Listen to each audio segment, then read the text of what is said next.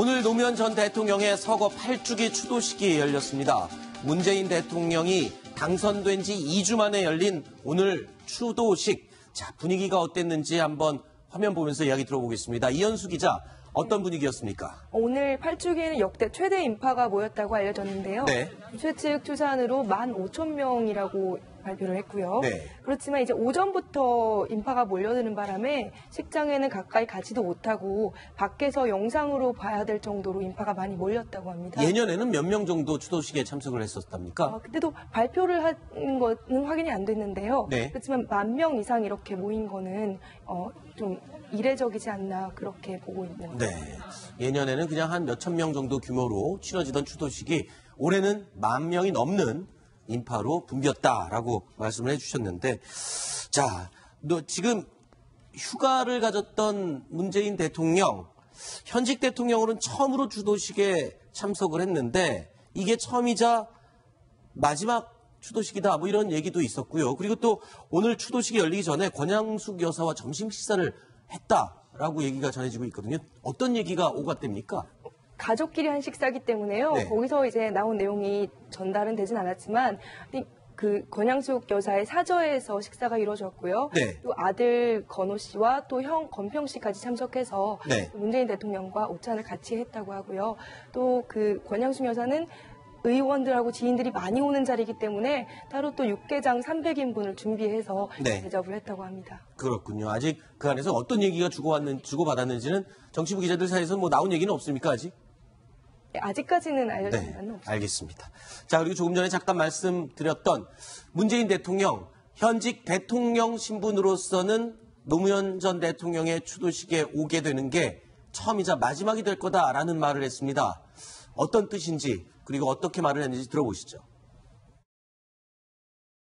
오늘 이 추도식에 대통령으로 참석하겠다고 한 약속을 지킬 수 있게 해주신 것에 대해서도 깊이 감사드립니다. 노무현 대통령님도 오늘만큼은 야 기분 좋다 하실 것 같습니다. 노무현 대통령님, 당신이 그립습니다. 보고 싶습니다. 하지만 저는 앞으로 임기 동안 대통령님을 가슴에만 간직하겠습니다. 현직 대통령으로서 이 자리에 참석하는 것은 오늘이 마지막일 것입니다. 반드시 선거한 대통령이 되어 임무를 다한 다음 다시 찾아뵙겠습니다.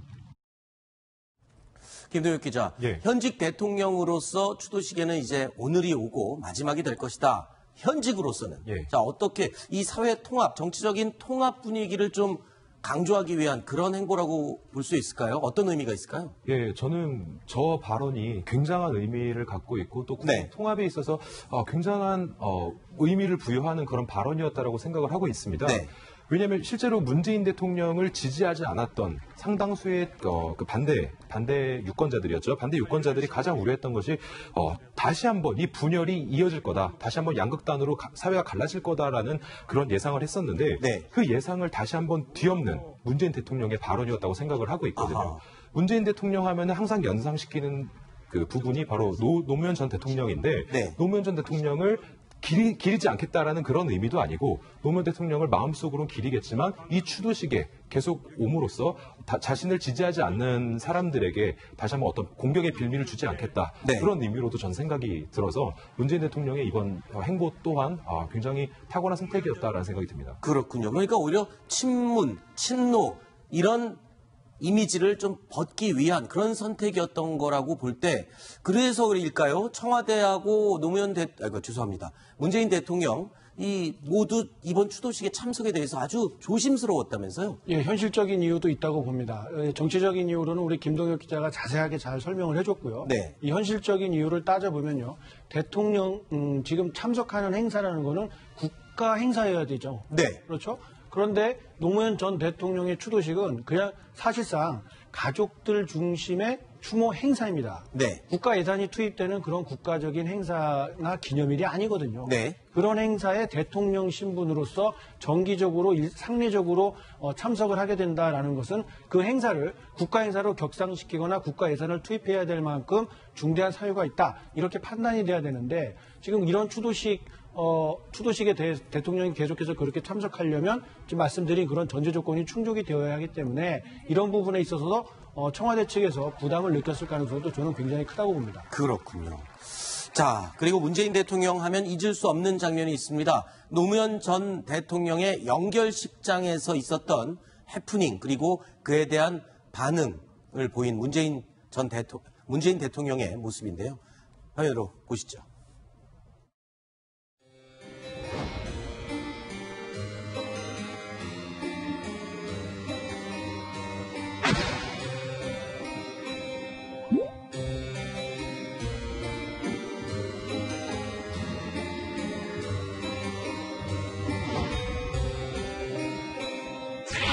그 화면이 아마도 많은 국민들에게는 문재인이라는 사람을 각인시키는 그런 장면이었다고 생각됩니다. 슬픔과 분노를 억누르고 당시 이명박 대통령에게 머리 숙였던 모습, 이제 그러한 큰 대인배의 모습이 오늘의 문재인을 잊게 한 그런 장면 아닐까 싶습니다.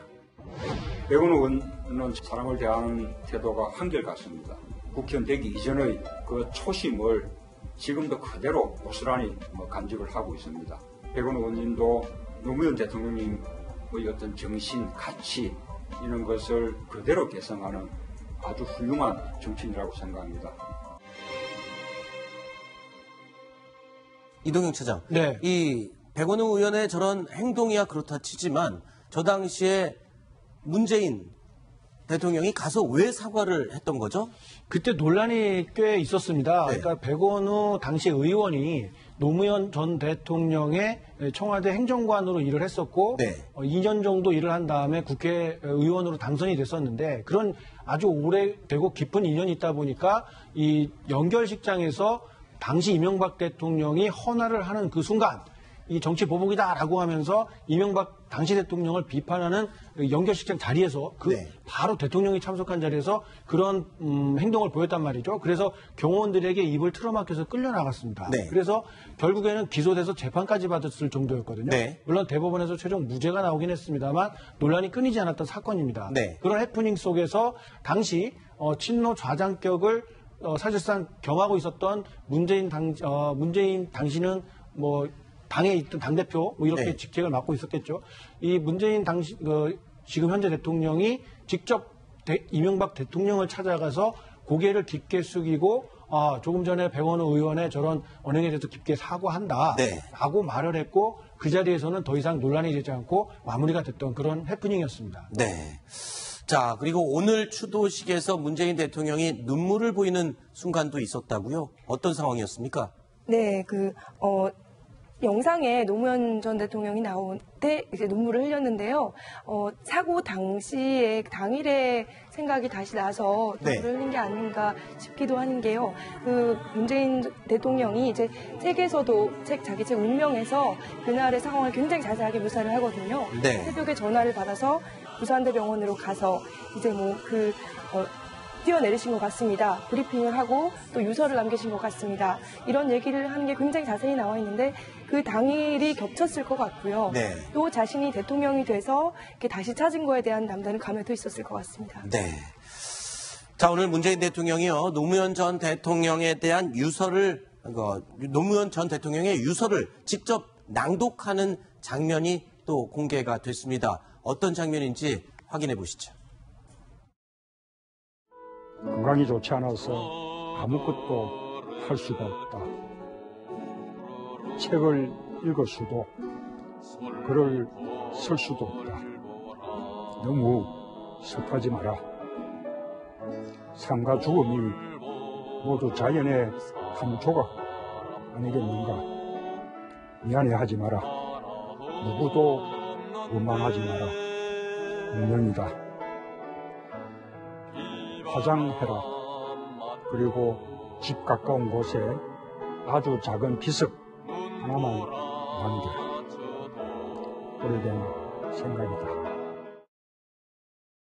자, 지금 이 영상에서 낭독한 노무현 전 대통령의 유서, 평소 문재인 대통령이 이 유서를 지갑에 항상 넣어갖고 다녔다라고 했던 그 유서의 내용이군요. 이거를 어떻게 해서 저런 영상으로 공개하게 된 겁니까? 네, 이번에 그 노무현 전 대통령의 8주기를 맞아서 영화 노무현입니다가 개봉을 하는데요. 네. 노 전 대통령의 사고 8주기를 맞아서 추모 영상이 공개가 된 것입니다. 네네. 그래서 문재인 대통령의 경우 늘 이제 지갑에 노무현 전 대통령의 유서를 넣고 다니고 있고, 그리고 노무현 전 대통령이 처음으로 만들었던 명함도 함께 가지고 있다고 합니다. 네. 그래서 이걸 전해 들었던 그 이창재 감독이죠. 영화 노무현입니다의 그 감독이었던 이창재 감독이 인터뷰 당시에 유서 낭독을 제안을 했고, 네. 그 낭독한 영상이 바로 좀 전에 보셨던 그 영상입니다. 그랬군요. 이창재 감독이 이제 혹시 유서를 항상 갖고 다닌다는데 지금도 있습니까? 그랬더니 있다고 꺼내 보여주고 그걸 그 자리에서 즉석에서 영상으로 만들어서 이번에 개봉하는 영화에 삽입하게 된 그 영상이었습니다. 자, 오늘 추도식, 그런데 여야 의원들이 아주 대거 참석을 했다면서요? 네, 정세균 의장과 네. 우윤근 사무총장을 비롯해서요, 여권에서 굉장히 많은 인사가 참석을 했는데, 민주당 지도부, 추미애 대표, 우원식 원내대표, 또 안희정 충남지사도 참석을 했고요.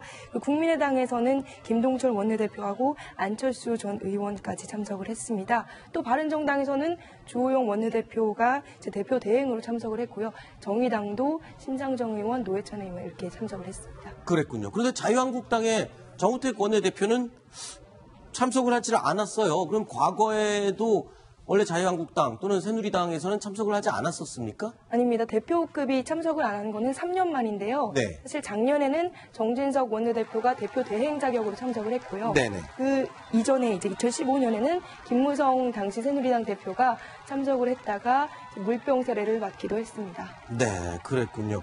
자, 그런데 오늘 이 자리에 노무현 전 대통령의 추도식 자리에 노무현 전 대통령의 아들 노건호 씨의 모습이 굉장히 눈에 띄었다고요. 네. 머리를 삭발을 하고 나왔어요. 그렇습니다.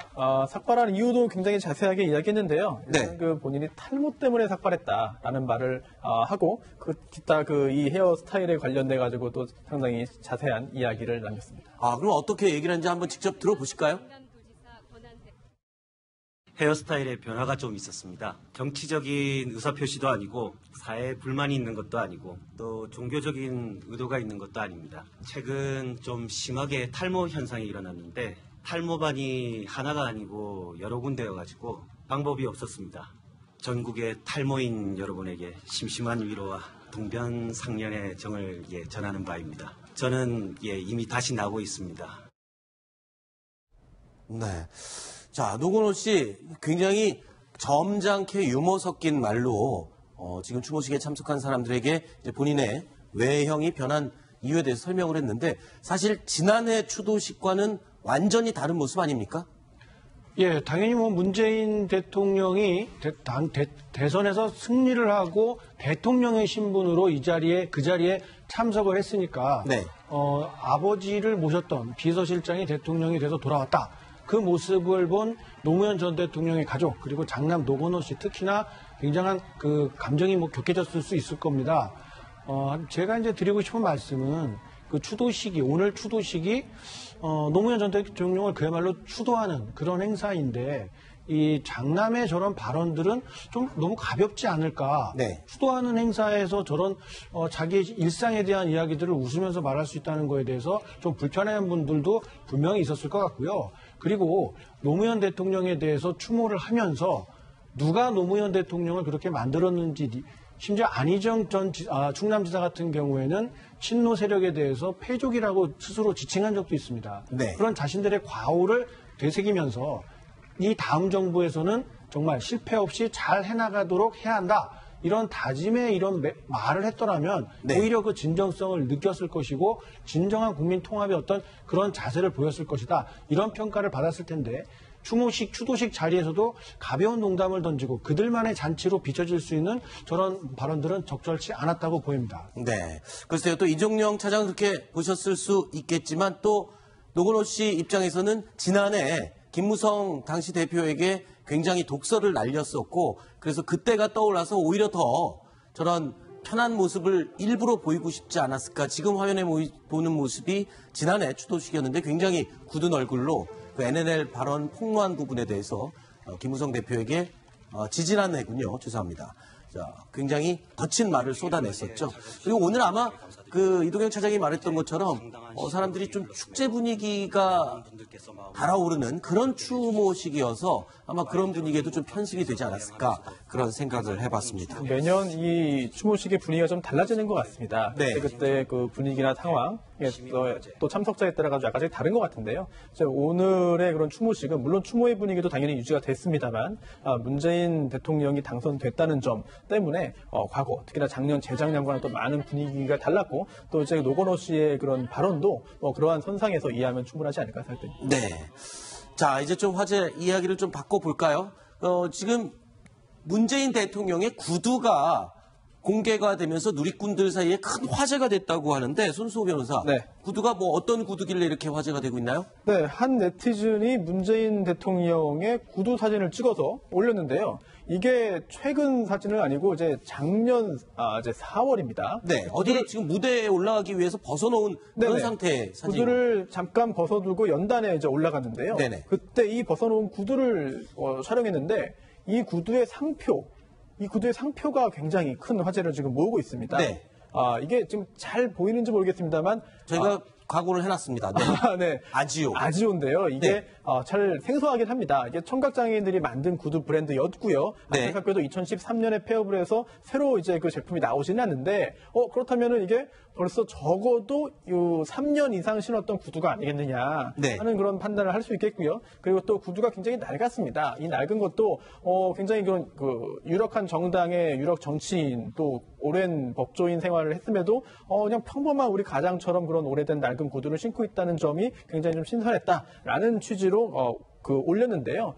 또 하나가 이 아조라는 그런 브랜드가 이제 2010년에 이제 광고도 하는데요. 네. 광고 모델료를 쓸 돈이 뭐 당연히 부족하겠죠. 네. 그러자 이제 유명한 유시민 작가를 광고 모델로 이제 지금 이게 사진이 구두 광고 사진 찍은 겁니까? 네, 그렇습니다. 이렇게 하고 또 광고 모델료를 돈으로 받은 게 아니라 얼마나 받았습니까, 그럼? 돈이 아니고요. 네. 갈색 구두, 지금 나오는 구두 한 켤레를 받았다고 합니다. 저 사진 찍기 위해서 신었던 저 구두 한 켤레를 받은 걸 출연료로 그렇습니다. 해서 이 모델의 구두 광고 모델로 나갔다. 청각장애인들이 만든 그런 그 브랜드이기 때문에 아무래도 시작이 좀 열악했을 것 같습니다. 네. 그러다 보니까 유시민 작가도 좀 흔쾌히 저렇게 응한 것 같고요. 그리고 또 문재인 대통령도 이제 저 상표의 구두를 신고 있는 것을 볼 때 네. 아마도 좋은 취지로 동참했던 것이 아닌가 이렇게 짐작됩니다. 그렇군요. 자, 구두 가격을 제가 좀 알아봤더니 한 켤레 17만 원 정도 하는 구두인데 손으로 다 만들고 수제화라고 알려져 있다고 하네요. 그렇지만 품질은 다른 어느 브랜드의 제품보다 훌륭하다라고 이 구두를 신어본 유시민 작가가 이야기를 했다라고 전해지고 있습니다. 자, 그리고 이번엔 야당 얘기로 좀 넘어가 보겠습니다. 7월 3일에 새 지도부를 선출하기로 예정이 돼 있는데, 자, 현재 분위기는 당연히 홍준표가 아니냐, 당 대표가 아니겠냐, 당권을 주지 않겠냐라고 분위기가 만들어지는 가운데 홍준표 전 지사가 SNS에 어떤 글을 올렸다면서 논란이 되고 있다는데 어떤 내용입니까? 네, 선거 보조금이 15% 이상 득표를 해야 나오는데 그게 안 될까봐 나는 대선 후보 시절에 방송 광고도 11번만 했다. 문재인 안철수 후보는 44번을 한 반면에 그렇게 돈을 아꼈다. 그렇게 얘기를 하면서요. 근데 이제 선거 패배 후에 당이 당직자들에게 보너스 잔치를 했다. 네. 이렇게 비판을 한 겁니다. 근데 보너스 잔치라니요? 무슨 돈을 줬답니까? 근데 이제 당 관계자 얘기를 들어보니까 네. 1월에 당직자들이 선거를 하느라고 휴가를 가지 못해서 네.